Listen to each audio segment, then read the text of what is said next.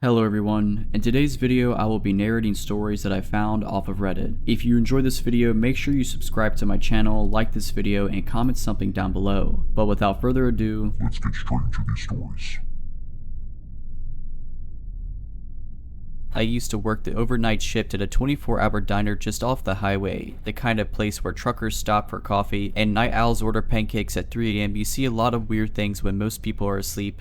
But one customer still haunts me. It was a slow night, maybe around 2:30 AM, when this woman walked in. She looked old, but not just in the way most elderly people do. Something about her felt ancient, like she'd been walking the earth for centuries. Her hair was thin and wispy, her eyes were clouded but alert. Her skin looked almost translucent under the fluorescent lights. She moved slowly, carefully, but with a strange purpose, like she knew exactly where she was going. She didn't look around, didn't hesitate. She walked straight to the booth in the back corner, the one nobody ever sat in. I came over with my notepad. Coffee, I asked. She just nodded. Do you want any food? She smiled then, just barely. Her lips were cracked and dry, but her teeth, what was left of them, were strangely sharp. Not tonight, she whispered. I got the coffee, set it down, and started to walk away. But then she said something that made me stop cold. You always take your break at 3:10 AM, don't you? I turned. I had never seen this woman before. How do you know that? I asked, trying to keep my voice light. I've been coming here a long time, she said, stirring her coffee slowly. I didn't know what to say. I wanted to ask if she was a regular, but something in my gut told me that was wrong. I knew all the regulars. I went back behind the counter and tried to shake it off, but I kept sneaking glances at her. She wasn't drinking the coffee, just staring into it, watching it ripple like she was waiting for something to appear in it. And then, at exactly 3:10 AM, she stood up. I didn't even realize the time had passed, but when I looked at the clock above the kitchen, it was 3:10 on the dot. She didn't say anything, just reached into her pocket and left something on the table before walking out the door. I waited until she was gone before I went to check. She hadn't left any money, no tip, just a small, folded piece of paper. I opened it and my heart dropped. It was a receipt from our diner, but the date at the top was 20 years ago to the day, and at the bottom, where the cashier's name was printed, it was my name. But the thing is, I hadn't been working here 20 years ago. I would have been a kid. I felt a shiver crawl down my spine. I turned toward the door, expecting to see her silhouette outside, but she was gone, just vanished into the night. I stood there, staring at the empty table, my breath caught in my throat. The receipt crinkled in my shaking hands. No way, I whispered under my breath. I needed an explanation. Maybe one of the older employees knew something. I grabbed my coworker, Rick, who had been working here for nearly 30 years. He was the kind of guy who had seen everything. Drunks, fights, even the occasional attempted robbery. If anyone could make sense of this, it was him. I handed him the receipt. Look at the date, I said. Rick squinted, rubbing his eyes. He was in his late 50s and had a permanent air of exhaustion. Weird, he muttered. Do you remember who worked here back then? This name. I pointed to my own name printed at the bottom. Did someone with my name work here? Rick let out a dry chuckle. You messing with me? No, I just look at it. Rick's face darkened. He flipped the receipt over like he was expecting to find some logical explanation on the back. Then, after a long moment, he sighed. Shit, what? I asked, my stomach twisting. She handed it back to me. I remember that night. His voice was quieter than usual, which unsettled me. Rick was loud and gruff by nature. This was a different Rick. 20 years ago, a girl worked here, night shift, just like you. She had your name, same spelling and everything. Looked kinda like you too. Now that I think about it, it freaked me out a little when you first got hired, but I never thought much of it. I felt my heartbeat in my ears. What happened to her? Rick exhaled slowly. She disappeared. I swallowed hard. Disappeared. Yep. One night, she took her break at 3:10 AM, just like you do. She went out back to smoke, and she never came back. No struggle, no witnesses. Just gone. The only thing left was a half-full cup of coffee on the counter. I felt my blood turn to ice. Did they ever find her? I managed to choke out. Rick shook his head. Cops looked for weeks, but there was nothing. No leads. Just nothing. I turned and stared at the empty booth in the back. The woman who was just here. You saw her, right? Rick furrowed his brows. What woman? My stomach dropped. The old woman. The one who sat in the back booth. The one who left this. I waved the receipt in his face. Rick's expression didn't change. Kid, you've been standing here for the last 10 minutes, staring at that empty booth like you saw a damn ghost. I opened my mouth to argue, but no words came out. Rick turned back toward the kitchen, muttering something about sleep deprivation. I was left standing there, gripping that 20-year-old receipt with my name on it. And then, from outside in the parking lot, I heard a sound. A soft, whispery voice. Break time, and it was coming from the alley behind the diner, where she had disappeared. Where I took my break, the air suddenly felt thick, like something unseen was pressing against me. My legs locked up, but my instinct screamed, "Don't go out there." Instead, I backed away from the door, gripping the counter for support. Then, for the first time in my life, I broke routine. I didn't take my break at 3:10 a.m. that night, and I never did again. After that night, things started to feel different, not in an obvious way, but in the way reality feels just a little off. Like I was walking through a dream that didn't belong to me. For the next few shifts, nothing outright creepy happened, but I couldn't shake the feeling that someone or something was watching me. Every time I passed the back alley door, I felt my skin prickle like there was something waiting just beyond the threshold. I started avoiding that side of the diner altogether. I wouldn't even take out the trash after dark. Then, exactly a week later, something happened. It was another slow night, just past 3 a.m. when the front door chime jingled. I turned, expecting a trucker or maybe one of the usual graveyard shift workers from the gas station down the road. Instead, she walked in. The old woman. She looked exactly the same, thin, frail, her eyes clouded but sharp. But this time, she wasn't alone. Trailing behind her was another woman, younger, maybe mid-20s. She had long dark hair, pale skin, and something about her looked unfinished, like a painting someone had started but never completed. Her features weren't quite right. Her eyes were too wide, her lips too thin. Her movements were slow and deliberate, like she was learning how to use her body. And the worst part, she looked just like me. Not exactly, but close enough that my stomach twisted into knots. I froze, my breath catching in my throat. The old woman walked straight to the same booth in the back corner. The not quite me followed silently, sitting stiffly across from her. I didn't move. I didn't speak. I just stood there, my mind screaming at me to run, to wake up, to do something. Then, the old woman turned her head and locked eyes with me. "You didn't take your break last week." Her voice was dry, brittle. The younger woman, the one that looked like me, slowly tilted her head. Her mouth stretched into a small, unnatural smile. "That wasn't supposed to happen," she whispered. I couldn't breathe. I wanted to scream, but my voice was stuck in my throat. The old woman sighed and stirred her coffee, just like before. "You've changed things," she muttered, almost to herself. The not quite me kept staring, her expression never changing. I felt something pressing down on me, something heavy and invisible, like the air itself was trying to suffocate me. And then, the old woman slid something across the table, a folded piece of paper, just like last time. "Take it," she said, her voice barely above a whisper. I didn't want to. Every part of me screamed not to touch it, but my hand moved anyway. With shaking fingers, I picked up the paper and slowly unfolded it. It was another receipt. Same date, same diner, but this one had tomorrow's date at the top, and at the bottom, where my name should have been. It was blank. I looked up, my heart pounding so hard I thought it might explode, but the booth was empty. The old woman and her unsettling companion were just gone. The door hadn't chimed. I hadn't looked away, but somehow they had disappeared. The receipt felt ice cold in my hands. I turned and ran straight to the back, bursting into the kitchen where Rick was washing dishes. "She was here," I gasped. Rick looked up, confused. "Who?" I shoved the receipt at him. "Who?" "The old woman, and there was someone else this time, and someone that looked like me, but not me. And she said I changed something." Rick frowned, taking the paper, but when he looked at it, his expression changed. His face went pale. His hand started to shake. "Where the hell did you get this?" "She left it," I said breathlessly. Rick's eyes darted to the back alley door. His jaw clenched. Then, to my horror, he grabbed my wrist and pulled me toward the front of the diner. "You need to live." "Now, what?" "To help it. Called out sick. Do you not come back tomorrow?" "Why, Rick, what is happening?" He didn't answer. He just shoved the receipt back at me and opened the door. "Get out of here, kid." I hesitated for only a second before bolting to my car. I didn't sleep that night, and I sure as hell didn't come in for my shift the next day. The next night, I got a call from my manager. Rick was gone, vanished, just like the girl 20 years ago. No struggle, no signs of forced entry, just gone. The only thing they found, an untouched cup of coffee sitting in the back booth, and a new receipt lying on the table. This time, the bottom wasn't blank. It had Rick's name on it, and scrawled in shaky handwriting just above it.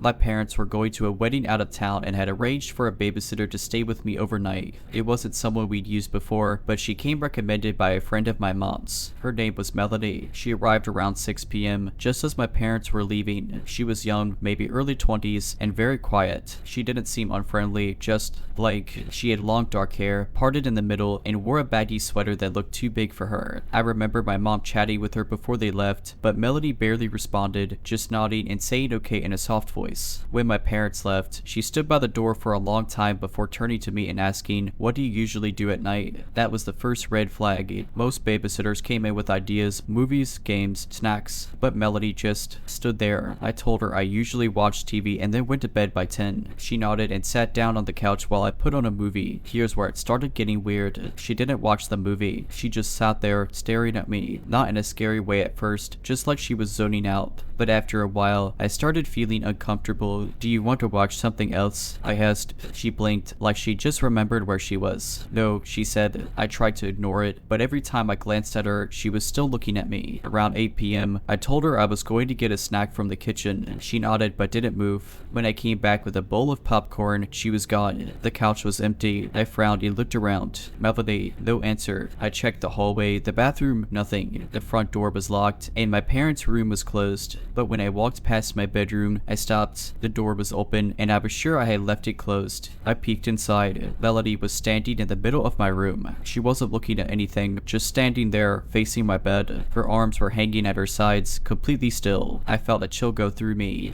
"What are you doing?" I asked. She turned her head slowly, but not all the way, just enough that I could see her face in profile. "Just checking," she said. "Checking what?" She didn't answer. I wanted to run downstairs, but I didn't want to turn my back on her. After a few seconds, she walked past me without a word and sat back down on the couch. I tried to act normal, but my heart was racing. Something was really wrong with this girl. At 9:30, I decided to go to bed early and lock my door. I said goodnight, and she just nodded again. I locked my bedroom door and got into bed, but I couldn't sleep. Every sound of the house made me jump. I kept picturing Melody standing in my room again, staring at nothing. At some point, I must have dozed off because I woke up to a soft noise, a creaking sound, like someone was walking outside my door. My heart pounded. I stared at the door, barely breathing. Then, the doorknob turned. I sat up straight. The door was locked, but I could see the knob twisting back and forth, slowly, like someone was testing it. I wanted to scream for my parents, but they weren't home. Then, just as suddenly as it started, it stopped. I sat there, frozen, for what felt like an hour before I finally fell asleep. When I woke up in the morning, my bedroom door was open. I knew I locked it. I got up, heart pounding, and looked down the hall. The couch was empty. Melanie was gone. I ran to check the front door. It was still locked. My parents weren't supposed to be home until noon, so I had no idea how she had left. When my parents got back, my mom asked how everything went. I told her what happened, and she got this weird look on her face. She immediately called the friend who had recommended Melanie. Here's the part that still haunts me. Her friend had never recommended anyone named Melanie. She had no idea who I was talking about. We never found out who she really was or how she got into our house. My mom swore she had spoken to someone on the phone who claimed to be the sitter, but when she tried calling the number back, it was disconnected. That night, after my parents got home and I told them everything, I refused to sleep in my room. My dad checked the house thoroughly, every window, every door, every closet, but there was no sign of a break-in. She must have left before you woke up, he said. Maybe she had her own kid. That didn't make sense, though. My parents had never given her one. My mom was more unsettled than my dad. She kept replaying the phone call in her head, swearing up and down that she had spoken to a woman who said she was a babysitter, but the number was dead, and their friend was adamant that she had never recommended anyone named Melanie. At some point, we just had to let it go. My parents told me I could sleep on the couch for the next few nights if it made me feel better. It did, kind of, but 2 nights later, something happened that made me never want to be alone in that house again. I was sleeping on the couch when I woke up to a sound. At first, I thought it was a dream. It was soft, almost rhythmic,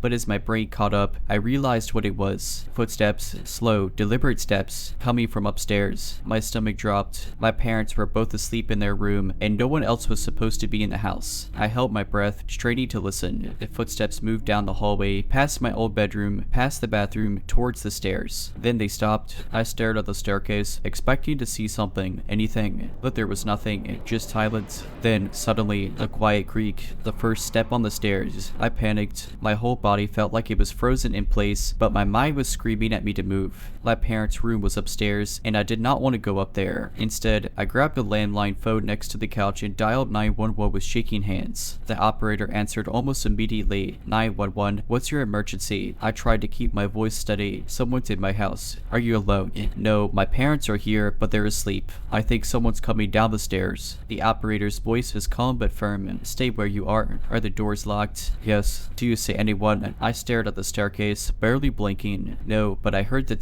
Then, right as I said that, another creak. They were coming closer. The operator told me to stay on the line. She asked for my address, which I gave her in a whisper, but I felt like I was going to be sick. I knew someone was up there. I knew it. Then, silence. The footsteps had stopped. I waited, breathless, heart pounding. Nothing. After a few minutes, I heard sirens outside. I ran to the front door and let the cops in, my whole body shaking. 2 officers swept the house while another stayed with me. My parents woke up to the sound of the officers moving around and came downstairs, confused and half asleep. "What's going on?" my dad asked, rubbing his eyes. I heard someone in the house. I told him. They were coming down the stairs. The officers checked everything, windows, closets, even the attic. But again, they found nothing. No forced entry, no signs of anyone being inside. But then one of the officers came down from checking my old bedroom, looking uneasy. "You said you locked your bedroom door that night the babysitter was here, right?" I nodded. He glanced at his partner, then back at me. The lock on the inside was broken. I stared at him, confused. "What do you mean?" "It looks like someone messed with it from the inside. The latch is bent, like it was forced open." A cold wave of nausea hit me. That door had been locked, which meant that someone had been in my room after I went to sleep, and they had broken the lock to get out. I felt dizzy. The officers did one more sweep but found nothing. They told us to call again if we noticed anything strange. After they left, my parents tried to reassure me, saying maybe it had been an old lock that had finally given out. But I knew better. Melanie, or whoever she was, had been inside that room with me, not just standing there like I had seen. She had been inside. After that night, I refused to sleep alone. My dad, still skeptical, changed my bedroom lock the next day, but I didn't care. I wasn't going back in there. For a while, things were quiet. My parents chalked it up to paranoia. My mom, though shaken by the babysitter ordeal, told herself it had just been some strange miscommunication, maybe someone pretending to be a babysitter for some weird reason. But the police didn't find any evidence of a break-in, and that was enough for them to move on. My mom ran an home daycare during the day, and we had a baby monitor set up in one of the guest rooms for nap time. It was an older model, just audio, no video. One afternoon, I was in the living room doing homework while my mom was busy with the kids. The monitor was on, broadcasting soft breathing from the sleeping toddlers in the guest room, and then the static started. At first, I didn't think much of it. Baby monitors are known to pick up interference. But then I heard something else. A whisper. It was faint, barely audible over the crackling static, but I heard it. I sat up, staring at the monitor speaker. Another whisper, then a giggle. My blood turned to ice. The guest room door was closed. No one else was in there. I slowly stood up, creeping toward the hallway. The monitor was still on, still crackling, but the whispering had stopped. I reached for the doorknob.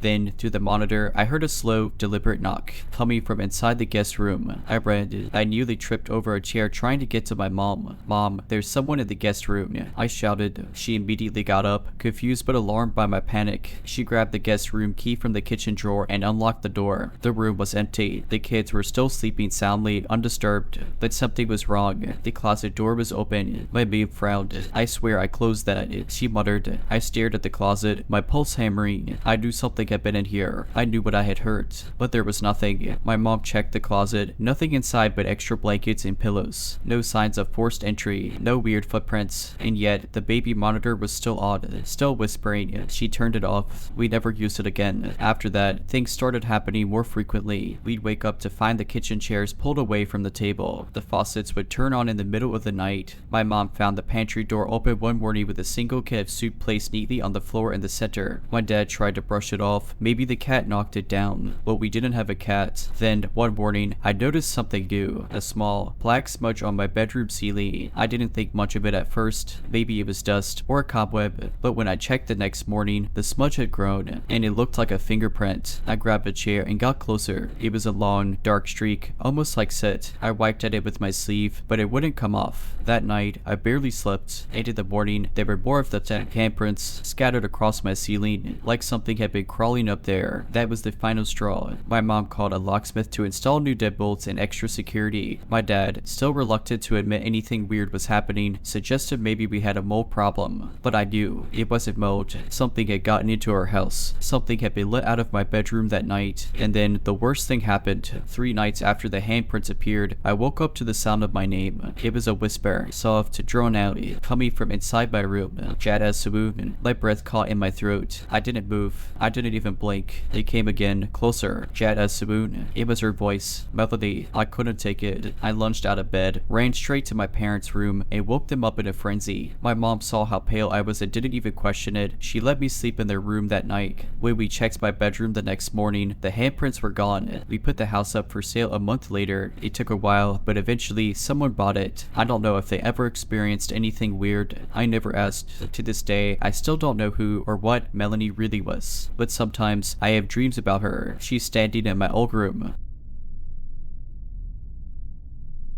At the time, I was living in a small but old apartment complex in a quiet part of town. The building had a lot of history, originally built in the 1940s, later converted into apartments in the 72nds. The walls were thin, the floors creaky, and if someone so much as coughed down the hall, you'd hear it. I lived alone in a one-bedroom on the second floor, directly above a young couple. They were quiet, polite, and barely made any noise except the occasional murmur of their TV. Across the hall was an elderly woman named Mrs. Landry. Sweet lady, but she always had this distant, sorrowful look in her eyes. It started on a Wednesday night. I was lying in bed, half asleep, when I heard a child crying. At first, I assumed it was coming from a neighboring unit, but it sounded hollow, distant, almost like it was coming from inside my apartment. I sat up, heart pounding, and listened. The crying was soft at first, hiccuping like a little kid sobbing. Then it grew louder. The weirdest part, it never moved. Normally, when you hear a sound in a house, it shifts slightly as it bounces off walls. But this crying was static, like a recording playing from a single fixed point. I checked my apartment, every room, every closet, even under the bed. Nothing. My windows were closed, no TV was on, and my phone was on silent. Still, the crying persisted. The sound was coming from the corner of my bedroom near the closet. I stood there, feeling a chill creep up my spine. It was so clear now, ragged little sobs, almost pleading. I reached for my closet door, hands shaking, and yanked it open. Silence. The crying stopped instantly, like someone pressed pause. I barely slept that night, and by morning, I had convinced myself I was just overtired, hearing things. That is, until I ran into Mrs. Landry in the hall. She was staring at my door when I stepped out, her face pale. You heard it, didn't you? She asked. I stopped in my tracks. What? The crying, she whispered, wringing her hands. It's been happening for years. My stomach turned. What did it mean years? Mrs. Landry hesitated, then sighed. Before you moved in, there was a family in that unit. A young mother and her little boy. The father was not kind. There were fights. The neighbors heard screaming sometimes. I swallowed hard. What happened? She gave me a sorrowful look. The boy disappeared. One night, his mother was found unconscious in the bathroom, an accidental overdose. The father moved out a week later. No one ever found the child. I felt sick. You think? I don't know what I think. She interrupted quickly, but ever since then, every new tenant hears it. The crying, always from the bedroom. I moved out a month later. Even after I moved out, I couldn't stop thinking about that apartment, the crying, the missing boy, the fact that no one ever seemed to last long in that unit. I told myself I was done with it, out of sight, out of mind. That was until 6 months later when I got another text. Dude, you need to hear this. Call me SOP. It was from my old neighbor, Mike, who lived on the floor above my old unit. We hadn't spoken much since I moved out, but his message sent a wave of unease through me. When I called, he answered immediately. His voice was low, nervous. You remember that crying you used to hear? My blood ran cold. The new tenant, Anna, the one with the kid, she's freaking out. She called the landlord last night because she swore she saw something in her kid's room. He kept waking up screaming, saying there was a sad boy sitting at the end of his bed. I clenched the phone tighter. Jesus, what did she say? Mike hesitated. She said she woke up to her son crying. When she went in, she saw a shape in the dark, sitting at the foot of his bed. She flipped on the light, and it was gone. Just fell on. I shuddered. She called the landlord. Yep, look at this. He wouldn't go in. He just stood at the door, listening, and said he'd send someone to check it out. Mike exhaled shakily. Dude, something's wrong with that apartment. I agreed, and, like an idiot, I decided I needed to see it one last time. The next day, I went back to the complex. I hadn't stepped foot there since I left, and the second I walked in, that heavy feeling settled in my chest again. I knocked on Anna's door. She answered quickly, looking exhausted, dark circles under her eyes. Are you the guy who used to live here? She asked, barely giving me a chance to introduce myself. I nodded. She let me in without hesitation, almost desperate for someone to believe her. The apartment looked the same, except for one thing. Her son's bedroom door was shut and locked from the outside. He won't sleep in there anymore, she muttered. Every time he does, he wakes up screaming about the sad boy. And at night, I hear crying from the closet, just like a little kid sobbing. But when I open it, her voice faltered. Nothing, I finished. She looked at me sharply. You heard it too, didn't you? I nodded. Yeah. She swallowed. I need to show you something. She led me to the locked bedroom, took a deep breath, then unlocked the door. The room was small, just a bed and some toys scattered around around. The closet door was open, and on the wall, just beside it, were crayon markings. I took a step closer. The handwriting was childish, smell, unsteady. Help me. My stomach twisted. Did your son write this? She shook her head. I asked him. He said the sad boy did it, but he doesn't know how to write yet. A chill ran through me. We stood there, staring at the wall, when suddenly, a soft, hiccuping sob right behind us. Annie gasped and turned, eyes wide. I felt my breath catch in my throat. The closet. The crying was coming from the closet. I did what I should have never done. I reached out and yanked the door open. Nothing, but the crying didn't stop. It was right there, right in front of us, but there was no one there. Annie grabbed my arm. Get out, she whispered. Get out, now. We bolted. She moved out 2 days later. And now, the apartment is empty. The landlord stopped renting it. He won't say why, but last week, I drove past the complex. The lights in that unit were off. No one has lived there for months. I told myself I was done. That apartment, whatever was in there, wasn't my problem anymore. But some things don't let go that easily. A few nights after driving past the building, I woke up to a sound that shouldn't have been possible. A soft, hiccuping sob. I bolted upright in bed, my heart hammering. My apartment, my new apartment, across town, miles away from that cursed unit, was silent except for one thing. The crying. It was faint but unmistakable. A child's weeping inside my bedroom. I forced myself to breathe, to think rationally. It had to be coming from outside, maybe a neighbor, maybe the wind. But deep down, I knew it was him. I turned on every light in my apartment, searching for the source. The sound stayed in one place, the closet. I stood there, staring at the door, every muscle in my body screaming at me not to open it. But I did. Nothing. No clothes rustling, no shadows shifting. But as I stood there, staring into the empty space, the crying stopped. Then, for the first time ever, I heard something else. A whisper, faint, broken, like a child struggling to speak through tears. Please, help me. I slammed the closet shut. That night, I didn't sleep. I needed answers. Real ones. The next day, I went digging. I searched old newspapers, town records, anything I could find about the apartment complex. And I finally found it. 1975. A small article buried in the archives. A missing boy, Daniel Carter, age 6, disappeared from his home, apartment 2B. His mother found unresponsive in the bathroom the same night. His father never charged. And then I saw it. A grainy, black and white photo of a little boy with wide, sad eyes. I knew that face. I don't know how, but I did. I had seen him, and suddenly I understood. He wasn't haunting that apartment. He was trapped there. Maybe he never left. Maybe, after all those years of no one listening, he reached out to me because I had heard him. But I had left him behind. And now, he had followed me. That night, I made a decision. I didn't know what I was doing. I had no experience with ghosts, spirits, whatever Daniel was. But I knew one thing. He didn't belong here. So I sat in my bedroom in the dark, and I spoke. Daniel, I said softly, I know what happened to you. Silence. I know you're scared, but you don't have to stay here anymore. The room felt colder, the air heavier. I'm sorry I left you behind. I should have helped. My voice shook, but you don't have to be alone anymore. For a long time, there was nothing, just the heavy, pressing stillness. Then, a breath, that mic, and then, so faint I almost didn't hear it. Thank you. And just like that, the room felt lighter. I never heard the crying again. I work at a small, family-owned motel off a highway in a pretty quiet area. We're not the kind of place where sketchy things happen, just your usual road trippers, families, and the occasional trucker. I usually work the night shift, which I actually enjoyed because it's peaceful. One night, around 2 a.m., a man walked in. He was tall, really tall, like 65 or more, and had this thin, stretched out look, like he had too much skin on too little muscle. He was wearing a brown jacket, jeans, and scuffed up boots. His face wasn't weird, exactly, but something about it didn't sit right. His features were misaligned, his nose slightly too far to one side, his eyes spaced just a little too wide apart. He didn't say anything when he approached the desk, just stood there, staring at me.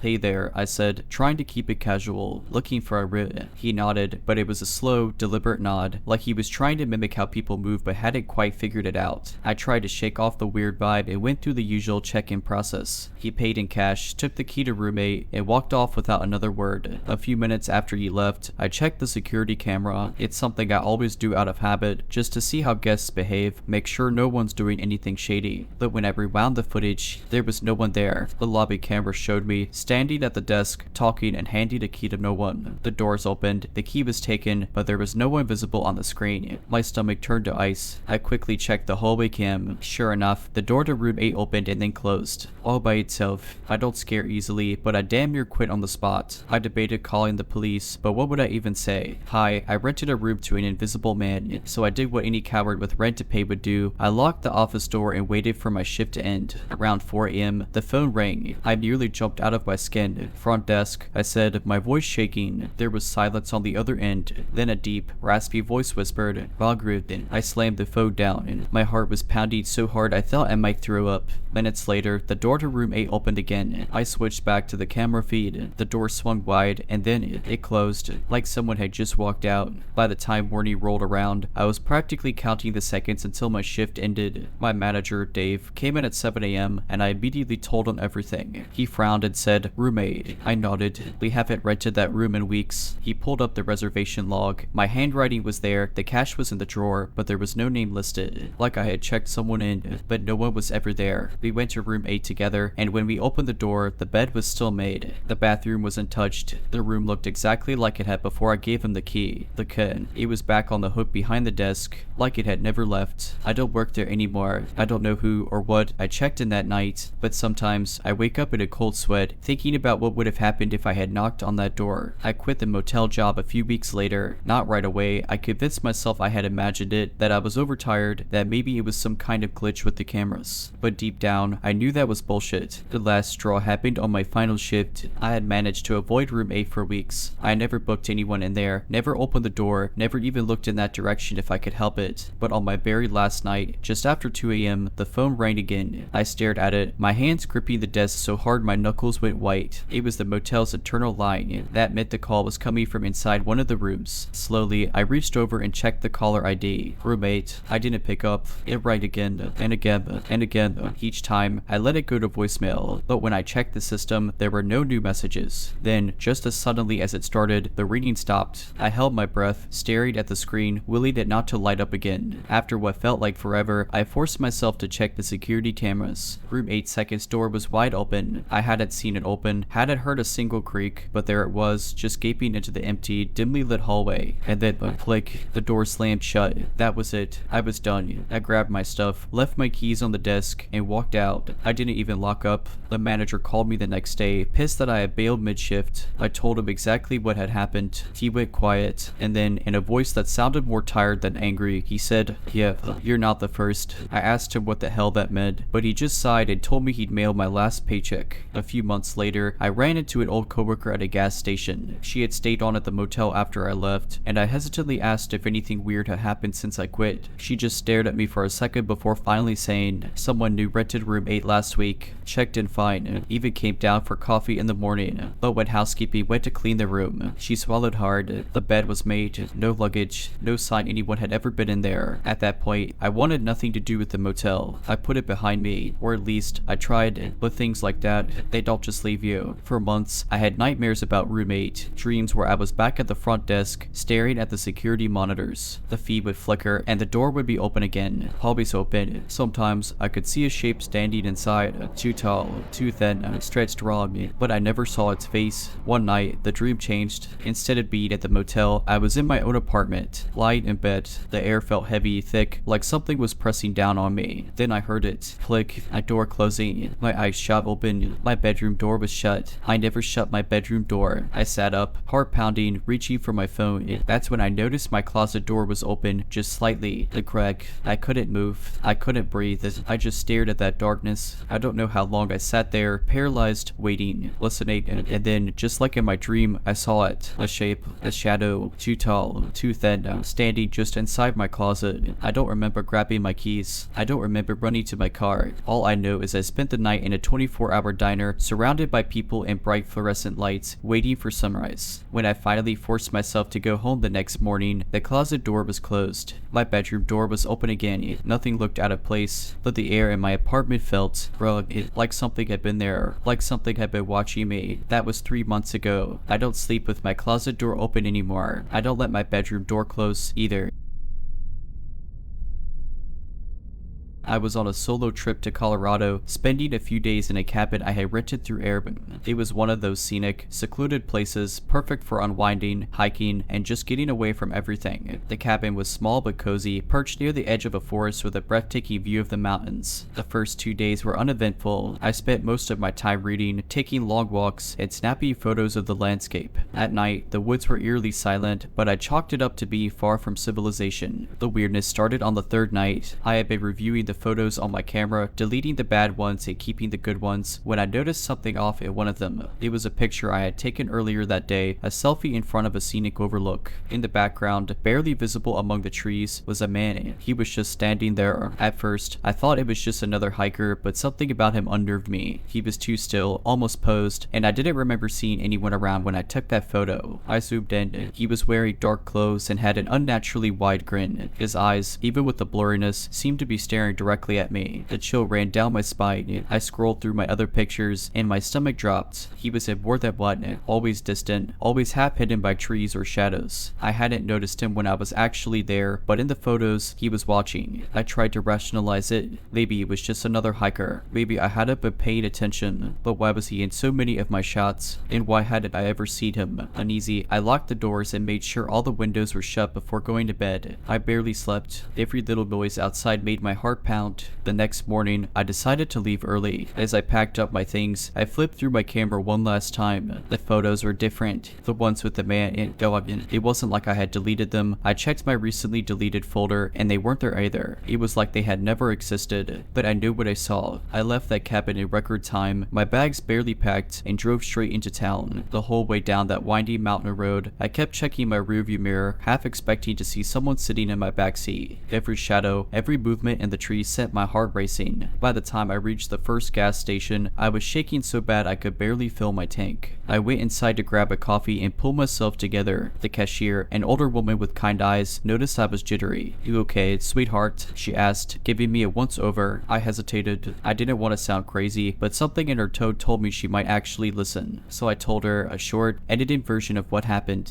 how I had seen a man in my photos, how he wasn't there when I took them, and how they disappeared overnight. I expected her to laugh or wave me off. Instead, she got quiet, too quiet. She glanced toward the window, like she was making sure no one was outside, then leaned in. "You were up at Larkspur Ridge, weren't you?" My stomach dropped. "Yep." "Why?" She exhaled slowly, shaking her head. "People see things up there. Not often, but when they do." She trailed off, as if debating whether to tell me more. "What do they say?" I pressed. Her gaze met mine, and something about her expression sent a fresh wave of chills over me. "A man in the trees." I felt like I couldn't breathe. "They say he only shows up in pictures. Not to your eyes, not to your ears. Only in photos. And if you see him, you don't stay another night." I swallowed hard. "But my pictures, he was there, and then they were gone." She nodded, like she already knew. "That's how it works." I felt sick. I wanted to ask more, who he was, what he was, why the hell this wasn't something people warned travelers about. But I couldn't. My body had already decided it was time to leave. The cashier must have seen it on my face because she didn't stop me when I grabbed my coffee and bolted. I drove straight home. Didn't stop. Didn't look at my camera again for days. When I finally worked up the courage, every single photo from that trip was still there, except for the ones where he had been. Those were just the same, like they had never existed. I've never gone back to Colorado. Never booked another secluded cabin. But sometimes, when I take photos, random ones in random places, I catch myself scanning the background, because deep down, I have this gut-wrenching feeling. After that trip, I tried to move on. Really, I did. I went back to my normal routine, told myself it was just some weird glitch with my camera, or maybe I had been overtired and imagining things. But no matter how hard I tried to rationalize it, I couldn't shake the feeling that something was off. It started small. Random glitches on my phone whenever I took pictures, corrupted files, missing photos, strange distortions. Once, I took a selfie in my apartment, and when I looked at it later, the entire background was wrong. Like my furniture had been rearranged, like my reflection in the mirror was facing the wrong way. Then, the dreams began. I would wake up in a cold sweat, my mind filled with flashes of deep, endless woods. A figure standing just out of reach, his grin too wide, his eyes locked onto mine. He never moved, never spoke, just watched. I could feel him, like he was studying me. The worst part, every time I woke up, my phone would be on my nightstand with the camera open, as if I had taken a photo in my sleep.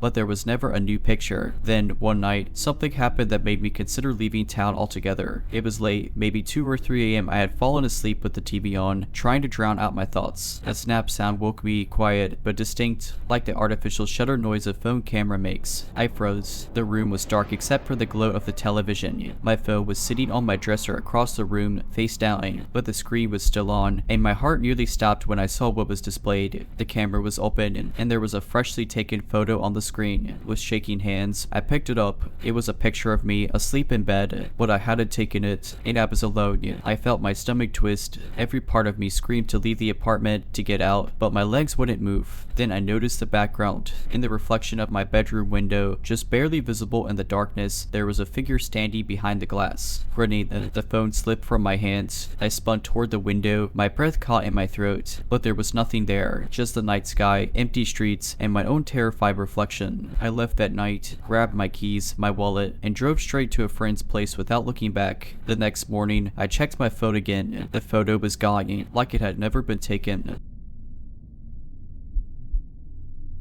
At the time, I was working the overnight shift as a hotel receptionist at a mid-tier chain hotel off the highway. It wasn't one of those high-crime sketchy places, but we definitely had our fair share of odd guests and weird encounters. I was the only staff on duty from midnight to 7 a.m., which was standard. My job was mostly checking in late arrivals, handling wake-up calls, and making sure the lobby stayed quiet. I also had to answer the phone for any guests who needed assistance. One night, around 3 a.m., the phone rang. The screen showed it was coming from a room inside the hotel, room 308. That wasn't strange in itself. Guests called the front desk all the time for things like extra towels or to complain about noise. But as I picked up the phone and greeted the caller, I was met with total silence. Hello. I tried again. Still nothing, just faint static, like an old radio barely picking up a signal. I assumed it was a bad connection, so I hung up. A minute later, the phone rang again, room 308. I sighed and answered, front desk, how can I help? Again, no response. This time, however, I heard something in the static. It was soft, but distinct, a whisper, not words, just the sound of breath close to the receiver. I shivered. Hello, can you call me? I asked, trying to keep my voice even. The whispering stopped. Then, after a long, eerie pause, the call disconnected. I felt uneasy, but figured it was some drunk guest messing with me. Still, I checked the computer to see who was staying in 308.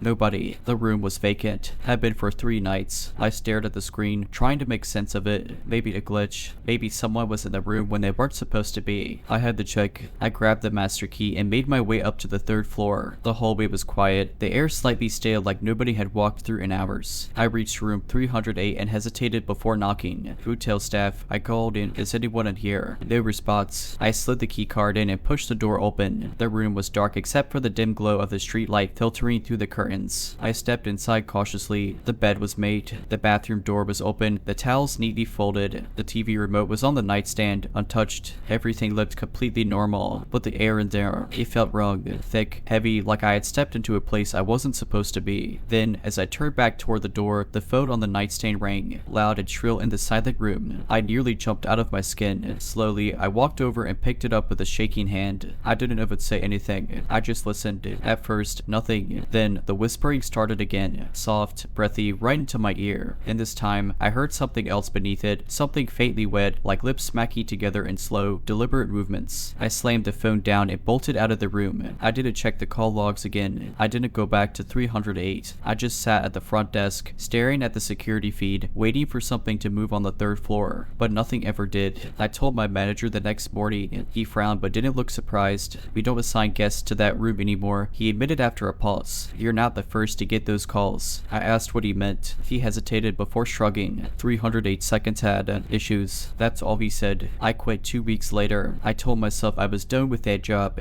done with room 308, done with thinking about that whispering voice. But some things don't let you go so easily. A few months after I quit, I got a message from a former coworker, Maria, who still worked at the hotel. Maria, hey, were you working the night we had that power outage?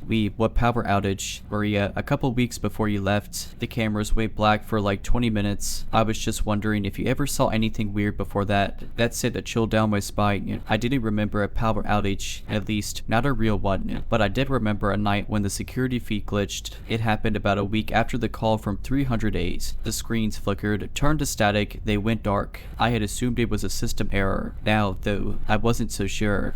Why? What happened? Maria took a while to respond. Then, Maria, I don't know if I want to tell you. You already got freaked out by that room. That was true, but at this point, I needed to know. Lee, just tell me. She finally replied. Maria, a guest came down to the front desk that night, said they saw someone standing in the hallway outside their room. My stomach nodded. Lee, which room? Maria, 309, right next to 308. I didn't reply. She kept going. Maria, they said it was a man, just standing there, facing the door. Thought maybe he was lost or drunk, but then they noticed something weird. Lee, what? Maria, his mouth was moving. Maria, like he was whispering to himself. A cold, crawling sensation crept up my neck. Maria, the guest opened the door to ask if he needed help, but when they did, Maria, there was no one there. I felt like I couldn't breathe. Maria's last message came through a few minutes later. Maria, you still there? I was, but I had no idea what to say. After Maria's message, I couldn't sleep. I just lay in bed, staring at the ceiling, replaying that night over and over in my head. The phone call, the whispering, the wet sound, and now this man outside room 309. I didn't want to believe it was real. Maybe the guest had been half asleep. Maybe they imagined it. Maybe Maria was just messing with me. But deep down, I knew better. The next morning, I did something I shouldn't have done. I went back to the hotel. Maria was surprised to see me. What the hell are you doing here? I forced a laugh. Curiosity got the best of me. She gave me a look, like she wanted to tell me to drop it but knew I wouldn't. Look, I get it, she said, but you quit for a reason. And honestly, you were right to. I wasn't backing out now. Just tell me. I pressed. That night, the one with the guy outside 309. What happened after that? She hesitated. Then, finally, she sighed. The guest called the front desk. She said they were freaked out, so I sent up security, and they didn't find anyone. But she trailed off. The what? Maria lowered her voice. The guest said they saw something right before security got there. I swallowed hard. What? She glanced around the empty lobby, then leaned in. The man wasn't just whispering, she murmured. He was moving his lips like he was speaking, but no sound came out. I nodded slowly. Yep, you said that. She shook her head. No, I beat it. She took a breath. They did hear something, but it didn't come from him. My stomach turned. What do you mean? Maria met my eyes. The voice, she said, was coming from inside 308. I left after that. I told myself I was done for real this time. I tried to forget. I really did. But a few nights later, I woke up to something that made my blood run cold. My phone, it was 3 a.m. I didn't recognize the number, and something deep inside me whispered, don't answer. I almost did it, but after the third ring, my thumb moved on its own. I picked up. Silence. I sat up. Heart pounding. Hello. I croaked. It paused. Then the whispering started. Soft, breathy, just like before. My entire body went cold. I yanked the phone away from my ear, staring at the screen. The call was still connected. The whispering still right there in the speaker. I pressed end call. It didn't hang up. The whispering continued, and then I heard something else. A wet, smacking sound, like lips pulling apart over and over. I threw my phone across the room. When I picked it up a minute later, the call was gone. There was no missed call, no record of it ever happening.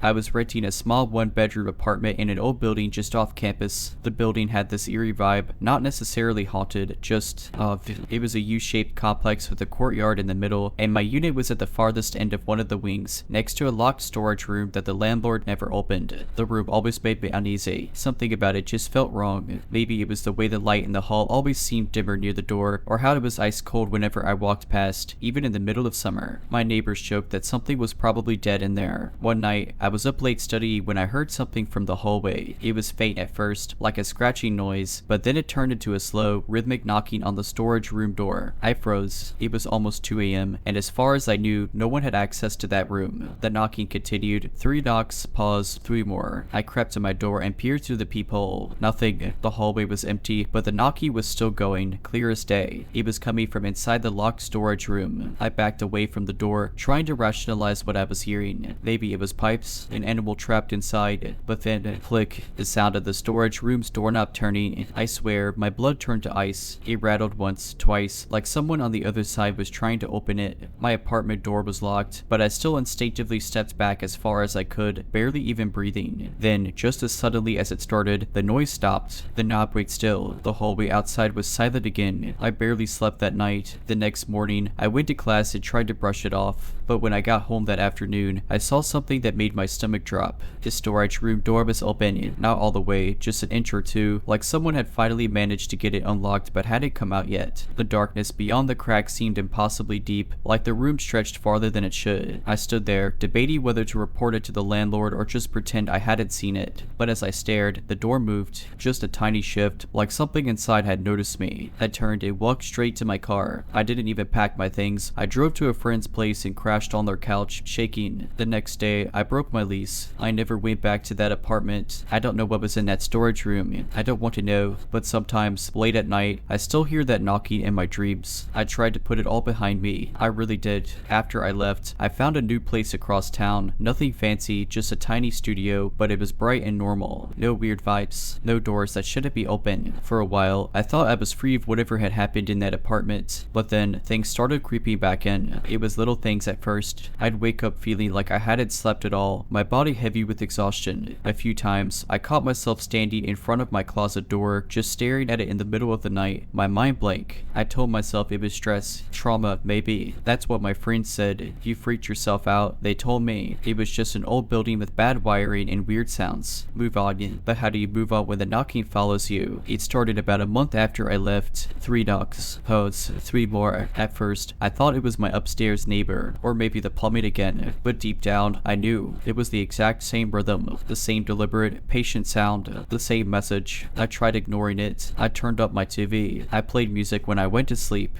but it didn't stop. And then one night, I woke up to something worse. I was lying in bed, facing the wall, when I felt the mattress shift behind me like someone had just sat down. My body went stiff. I held my breath, my mind screaming at me to move, but I couldn't. And then a slow, draggy knock against the wood of my headboard. 3 knocks, pause, 3 more. I finally turned over, heart pounding, but there was nothing there. I didn't sleep for the rest of the night. After that, I started noticing other things. My closet door was always slightly open, even when I swore I had closed it. Shadows that didn't belong flickered at the edges of my vision. Sometimes, when I walked past a mirror, I thought I saw something standing just behind me, something too tall, too thin, its head tilted slightly as if listening. The last straw came 2 weeks ago. I was in my kitchen, scrolling through my phone, when I heard the knocking again. But this time, it wasn't from the wall. It was coming from inside my closet. I didn't move. I just stood there, my breath shallow, waiting. And then, from the other side of the door, a voice. Low, whispering, amused. You left the door open. I ran it. I don't even remember grabbing my keys, just that I was in my car before I fully understood what had happened. I drove to my sister's house and told her everything. I haven't been back to my apartment since. She thinks I should see someone, but how do you explain this to a therapist? Hey, there's something knocking on my walls, and I think it followed me from a locked room in my old building. I don't know what to do. I don't know what it wants. All I know is that I can still hear it, even here. I don't know how much longer I can ignore this. After that night at my sister's, I decided I wasn't going back to my apartment, ever. I crashed on her couch for a few days, trying to convince myself I was just paranoid, that the stress of everything was messing with my head. But then my sister heard it too. It was late, probably close to 3 a.m. I was lying awake in the guest room, staring at the ceiling when I heard it. 3 knocks, pause, 3 more. I froze. It was coming from inside the house. Then I heard my sister's voice from her room, groggy and irritated. Hello. She thought someone was at the front door. I knew better. I jumped out of bed and ran into the hallway just as she was stepping out of her room, her phone in her hand. Did you hear that? She asked.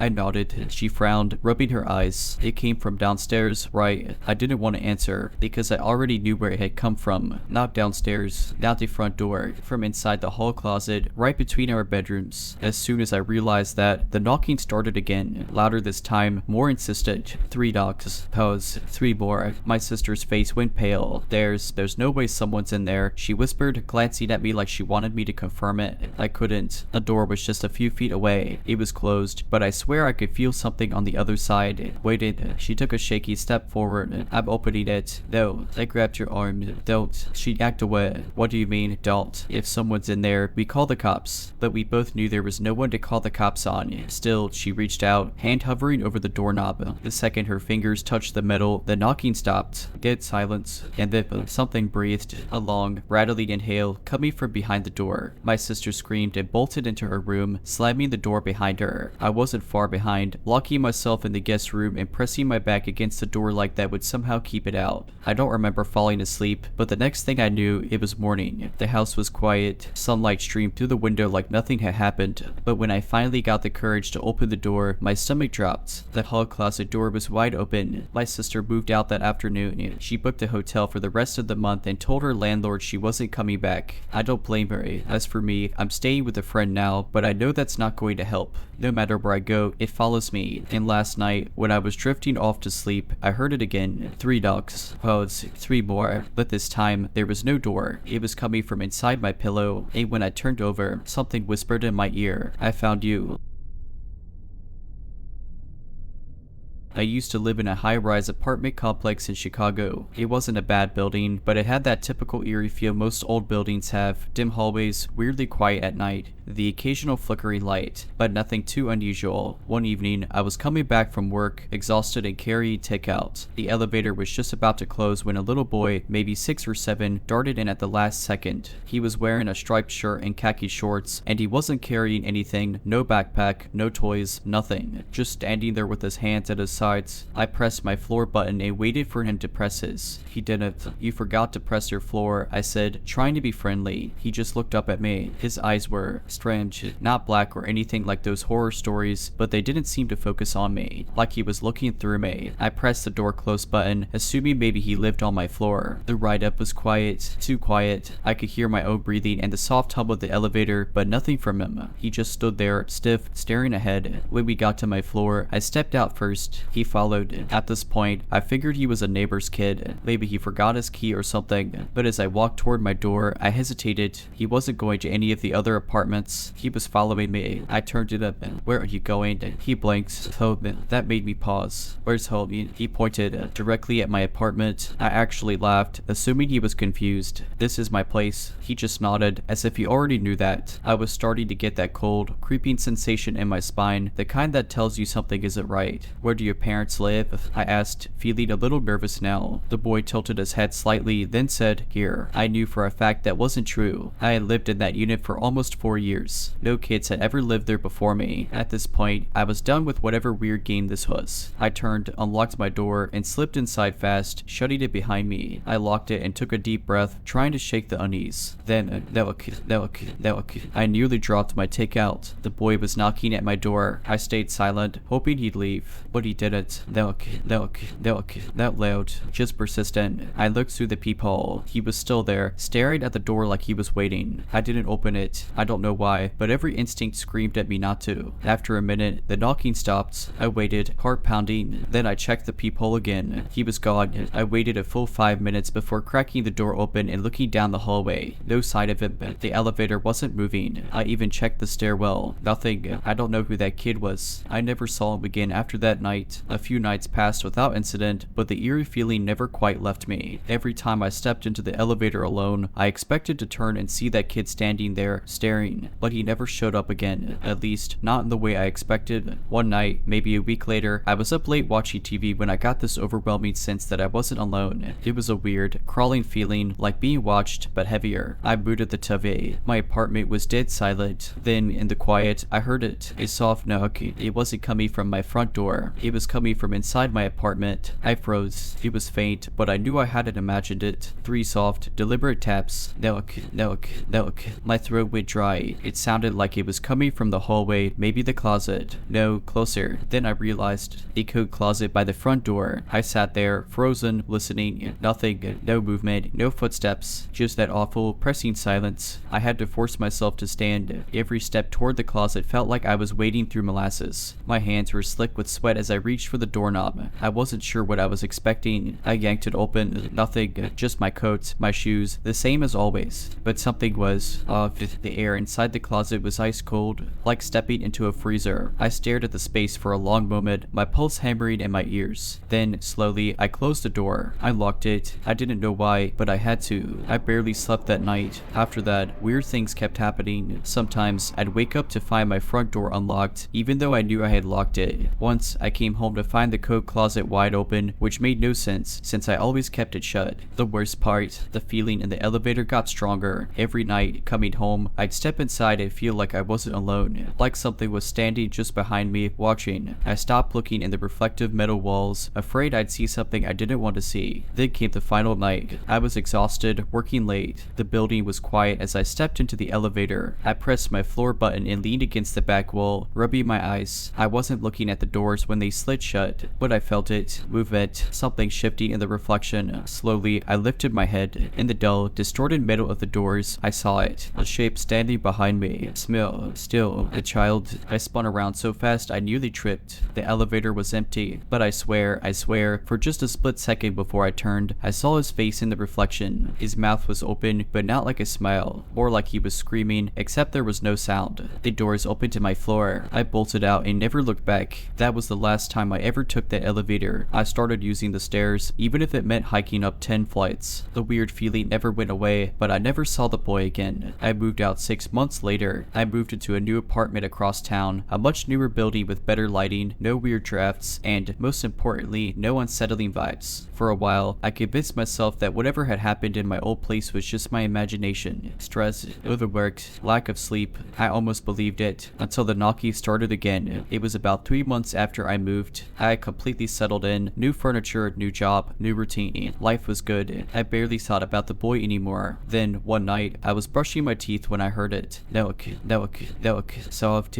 rhythmic, coming from my hallway closet. I froze. Not again. I turned off the sink and listened. My heart pounded so hard it hurt. The apartment was silent. Maybe I imagined it. Maybe it was the pipes. Maybe. Nelk. My stomach turned to ice. It was real. It was happening again. I stood there, toothbrush still in my hand, debating what to do. Every part of me was screaming to ignore it, pretend I didn't hear it, go to bed and never open that door. But I had to. I moved slowly, step by step, toward the closet. My whole body felt wrong, like something inside me was pulling backward, resisting. I reached for the handle. My fingers were ice cold. I yanked the door open. Nothing, just coats, shoes, the vacuum cleaner. The air inside wasn't cold this time, but the smell, it smelled like the old building, dusty, a little damp, like aged concrete, like the elevator. I backed away, slammed the door shut, and locked it. That night, I barely slept. I kept expecting to hear more knocks, a voice, footsteps. Nothing came. For weeks after, I avoided the closet. I even started keeping my shoes by the front door so I wouldn't have to open it. I refused to let myself think about it. Then, one night, something new happened. I was sitting on my couch, watching TV, when I heard a sound. Not knocking this time, the sound of an elevator dinging. I don't have an elevator in my building. I booted the TV. My blood turned to ice. Then, faint, this time, coming from inside my apartment. Then, in the silence that followed, I heard the softest whisper, a child's voice. I ran. I didn't even grab my keys. I just ran out the door, down the stairs, and out into the street. I stood there in my socks, gasping for breath, staring up at my own apartment window. Nothing. I stayed at a friend's place that night. The next day, I broke my lease. I don't know how, but I think whatever that thing was, it followed me, and I don't think it was ever a little boy. I moved across the state after that. New city, new everything. So far, nothing weird has happened. No knocking, no cold closets, no phantom elevator sounds. But sometimes, when I'm walking alone at night, I get this feeling, like if I turn around too fast, I'll see something small standing just behind me. Alright, but that's it. I hope you enjoyed this video. If you did, make sure to subscribe to my channel, like this video, and comment something down below. But as always, Have a nice day.